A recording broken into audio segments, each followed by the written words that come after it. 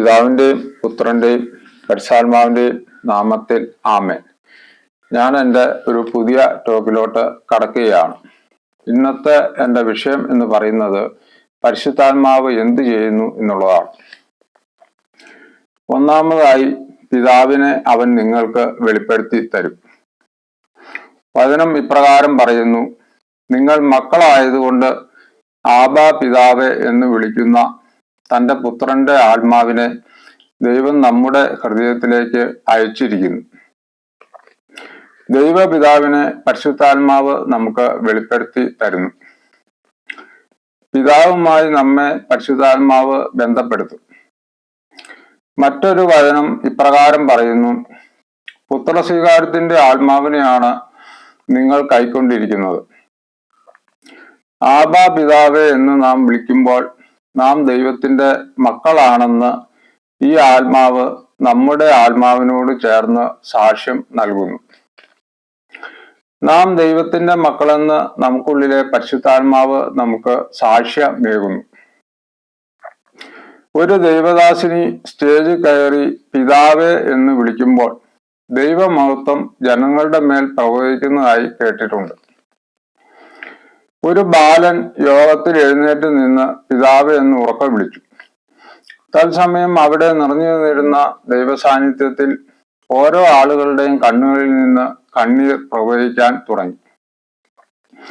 പരിശുദ്ധാത്മാവ് നിങ്ങളുടെ ഉത്തമ സുഹൃത്തായിരിക്കുമ്പോൾ നിങ്ങൾ പിതാവേ എന്ന് വിളിച്ചാൽ എന്തെങ്കിലും സംഭവിക്കുമെന്ന് ഉറപ്പാണ്. രണ്ടാമതായി, പരിശുദ്ധാത്മാവ് യേശു ക്രിസ്തുവുമായി അടുത്ത ബന്ധം കൊണ്ടുവരും. യേശു കർത്താവാണെന്ന് പ്രഖ്യാപിക്കാൻ നിങ്ങളെ സഹായിക്കുന്നത് പരിശുദ്ധാത്മാവ് ആണ്. യേശു കുരിശിൽ മരിച്ചതിന്റെ അനുഗ്രഹം നമ്മിലേക്ക് കൊണ്ടുവരുന്നത് പരിശുദ്ധാത്മാവ് ആണ്. നമ്മുടെ ജീവിതത്തിൽ യേശുവിന്റെ ജീവിതം യാഥാർത്ഥ്യമാക്കാൻ അവന് കഴിയും. മൂന്നാമതായി, പരിശുദ്ധാത്മാവ് വരാനിരിക്കുന്ന കാര്യങ്ങളെക്കുറിച്ച് നമ്മെ അറിയിക്കും. വരാനിരിക്കുന്ന കാര്യങ്ങൾ അറിയാനുള്ള കഴിവ് പ്രവാചകർക്കും ദർശനക്കാർക്കും മാത്രമായി പരിമിതപ്പെടുത്തിയിട്ടില്ല. സാധാരണ വിശ്വാസികൾക്ക് പോലും അത് ലഭ്യമാണ്. നാലാമതായി, അവൻ നിങ്ങളെ ശക്തിപ്പെടുത്തും. വിശുദ്ധ പൗലോസ് ഇപ്രകാരം പ്രാർത്ഥിക്കുന്നു: അവിടുത്തെ മഹത്വത്തിന്റെ സമ്പന്നതയ്ക്ക് യോജിച്ച വിധം അവിടുന്ന് തന്റെ ആത്മാവിലൂടെ നിങ്ങളുടെ ആന്തരിക മനുഷ്യനെ ശക്തിപ്പെടുത്തണമെന്ന് ഞാൻ പ്രാർത്ഥിക്കുന്നു. പരിശുദ്ധാത്മാവിലൂടെ നമ്മുടെ ആന്തരിക മനുഷ്യൻ ശക്തിപ്പെടുന്നുണ്ട്. നിങ്ങൾ മെലിഞ്ഞതായിരിക്കാം, ദുർബലനായിരിക്കാം, പക്ഷെ പരിശുദ്ധാത്മാവിന്റെ പ്രവർത്തനത്തിലൂടെ ഒരു സിംഹത്തിന്റെ ധൈര്യം നിങ്ങൾക്ക് ഉണ്ടാവും. അവൻ നിങ്ങളെ ശക്തനാക്കും. അഞ്ചാമതായി, അവൻ നിങ്ങളെ അനുസ്മരിപ്പിക്കും. വചനം ഇപ്രകാരം പറയുന്നു: എന്റെ നാമത്തിൽ പിതാവ് അയക്കുന്ന സഹായകനായ പരിശുദ്ധാത്മാവ് എല്ലാ കാര്യങ്ങളും നിങ്ങളെ പഠിപ്പിക്കുകയും ഞാൻ നിങ്ങളോട് പറഞ്ഞിട്ടുള്ളതെല്ലാം നിങ്ങളെ അനുസ്മരിപ്പിക്കുകയും ചെയ്യും. ദൈവവചനം നമ്മുടെ സ്മരണയിൽ നിർത്തുന്നത് പരിശുദ്ധാത്മാവ് ആണ്. ആവശ്യമുള്ളപ്പോഴൊക്കെ പരിശുദ്ധാത്മാവ് നമ്മെ അവ ഓർമ്മിപ്പിക്കും. നിസാര കാര്യങ്ങളെ കുറിച്ച് പോലും സ്വപ്നങ്ങൾ, ഉൾപ്രേരണകൾ എന്നിവ വഴി നിങ്ങളെ അവൻ അനുസ്മരിപ്പിക്കും. ആറാമതായി, അവൻ നിങ്ങളെ നിയന്ത്രിക്കും. പരിശുദ്ധാത്മാവിന്റെ കരങ്ങളാൽ നിയന്ത്രിക്കപ്പെടുമെന്നൊരു സംഗതി ഉണ്ട്. ഏഷ്യയിൽ ദൈവവചനം പ്രഘോഷിക്കുന്നതിൽ നിന്ന് പരിശുദ്ധാത്മാവ് പൗലോസ് അപ്പോസ്തലനെ വിലക്കുന്നതായി നാം കാണുന്നുണ്ട്. നമുക്കുള്ളിലെ പരിശുദ്ധാത്മാവിന്റെ നിയന്ത്രണ നടപടികൾ ഗ്രഹിക്കാൻ കഴിഞ്ഞാൽ നമ്മുടെ ജീവിതത്തിലെ നിരവധി പ്രശ്നങ്ങൾ ഒഴിവാക്കാൻ കഴിയും. അവന്റെ വാക്കുകൾ അനുസരിക്കാനും അനുസരിക്കാതിരിക്കാനും നമുക്ക് സ്വാതന്ത്ര്യമുണ്ട്. പരിശുദ്ധാത്മാവിനെ അനുസരിച്ച് നടക്കുകയാണ് നമുക്ക് എപ്പോഴും നല്ലത്. ഇത്രയും നേരം ഞാൻ പറഞ്ഞതിന്റെ രത്നചുരുക്കം ഇതാണ്. പരിശുദ്ധാത്മാവ് എന്ന് പറയുന്നത് നമ്മുടെ സഹായകനാണ്. അവൻ എല്ലാ കാര്യത്തിലും നമ്മെ സഹായിക്കും. നമ്മുടെ കർത്താവ് പ്രത്യേകം പറയുന്നുണ്ടല്ലോ: ഞാൻ സ്വർഗത്തിലോട്ട് പോയി കഴിയുമ്പോൾ ഒരു സഹായകനെ നിങ്ങൾക്ക് വേണ്ടി അയക്കും എന്ന്. ആ സഹായകനാണ് പരിശുദ്ധാത്മാവ്. പരിശുദ്ധാത്മാവ് പറയണ നമ്മൾ കേട്ട അനുസരിച്ച് നടന്നു കഴിഞ്ഞാൽ നമ്മൾ ആപത്തുകളിൽ ഒന്നും പെടുകയില്ല എന്ന് ഉറപ്പാണ്. ഒരു സംഭവം ഞാൻ നിങ്ങളോട് പറയാം. ഒരച്ഛൻ ബസ് കയറാൻ ബസ് സ്റ്റോപ്പിൽ നിൽക്കുകയായിരുന്നു. കുറച്ച് സമയം കഴിഞ്ഞപ്പോൾ ബസ് വന്നു. ബസ് വന്നപ്പോ ഈ അച്ഛനോട് പരിശുദ്ധാത്മാവ് പറഞ്ഞു, ആ ബസ്സിൽ കയറണ്ട എന്ന്. പരിശുദ്ധാത്മാവിന്റെ ശബ്ദം വ്യക്തമായി തിരിച്ചറിയാൻ കഴിവുള്ള അച്ഛൻ ആ ബസ്സിൽ കയറിയില്ല. രണ്ടാമത് വന്ന ബസ്സിൽ അച്ഛൻ കയറി മുന്നോട്ട് പോവുകയാണ്. അങ്ങനെ പോയിക്കൊണ്ടിരുന്ന് കുറച്ചങ്ങ് ചെന്ന് കഴിഞ്ഞപ്പോൾ ആദ്യം വന്ന ബസ് പാടത്തോട്ട് മറിഞ്ഞ് അപകടത്തിൽപ്പെട്ട് കിടക്കുന്നതാണ് കണ്ടത്. ആ വൈദികനെ പരിശുദ്ധാത്മാവ് രക്ഷിച്ച സംഭവമാണ് ഞാൻ നിങ്ങളോട് പറഞ്ഞത്. അതുപോലെ തന്നെ പരിശുദ്ധാത്മാവ് എല്ലാ കാര്യങ്ങളിലും നമ്മളെ സഹായിക്കും.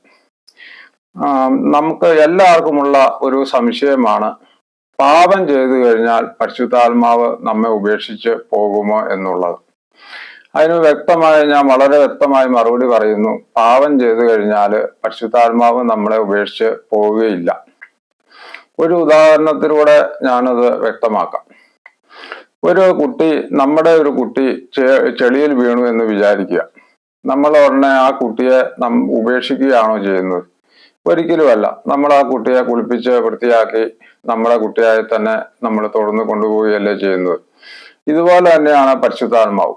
നമ്മൾ പാപം ചെയ്തു എന്നോർത്ത് പരിശുദ്ധാത്മാവ് നമ്മളെ ഉപേക്ഷിച്ച് പോവുകയില്ല. പക്ഷെ പരിശുദ്ധാത്മാവ് പരമ പരിശുദ്ധനാണ്. നമ്മൾ ഒരു പാപം പോലും ചെയ്യാതെ ജീവിക്കണമെന്നാണ് പരിശുദ്ധാത്മാവിന്റെ ആഗ്രഹം. പരിശുദ്ധാത്മാവിനെ നമ്മൾ അനുസരിച്ച് നമ്മൾ മുന്നോട്ട് പോവുകയാണെങ്കിൽ പാപം ചെയ്യാതെ ജീവിക്കാനുള്ള ഒരവസ്ഥ നമുക്ക് വരും.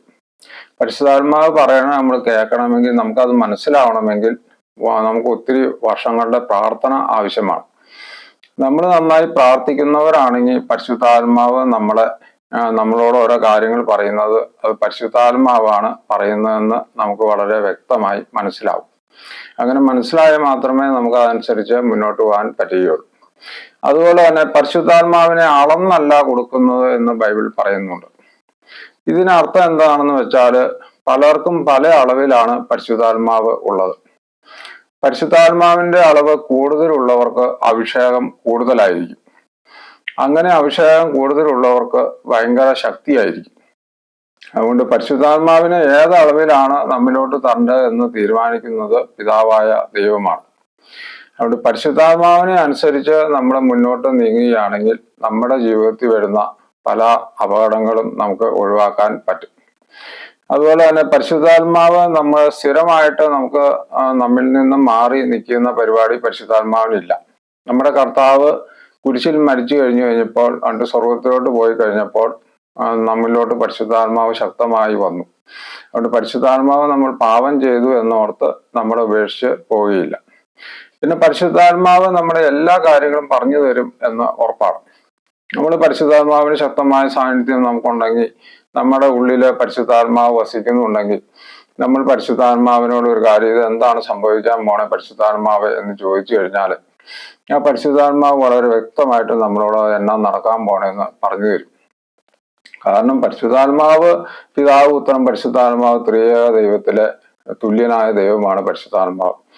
അതുകൊണ്ട് പരിശുദ്ധാത്മാവ് ദൈവമായതുകൊണ്ട് പരിശുദ്ധാത്മാവിന് എല്ലാ കാര്യങ്ങളും വളരെ വ്യക്തമായി അറിയാം. അതുകൊണ്ട് നമ്മൾ എന്ത് ചോദിച്ചാലും പരിശുദ്ധാത്മാവ് നമ്മുടെ കൂടെ ഉണ്ടെങ്കിൽ നമ്മൾ അതിന് മറുപടി തരും. ഇപ്പൊ നമ്മളൊരു പാപം ചെയ്യാൻ പോവാണ്, നമ്മൾ പാപം ചെയ്യാൻ പോയി കഴിയുമ്പോൾ നമ്മൾ പിടിയിലാകുമോ എന്ന് ചോദിച്ചാൽ പോലും പരിശുദ്ധാത്മാവ് വളരെ വ്യക്തമായി അതിന് മറുപടി തരും. കാരണം പരിശുദ്ധാത്മാവ് ഒരു നിഷ്കളങ്കനുമാണ്, ഒരു മര്യാദക്കാരനുമാണ്. അവിടെ നമ്മൾ പാപം ചെയ്യാൻ പോയി കഴിഞ്ഞാൽ പോലും അതിൽ വല്ല പ്രശ്നം വരുമോ എന്നുള്ളത് പോലും പരിശുദ്ധാത്മാവ് പറഞ്ഞു തരും എന്ന് ഉറപ്പാണ്. അതുകൊണ്ട് നമ്മൾ പാപം ചെയ്യാതെ ജീവിക്കണം എന്നാണ് പരിശുദ്ധാത്മാവ് ആഗ്രഹിക്കുന്നത്.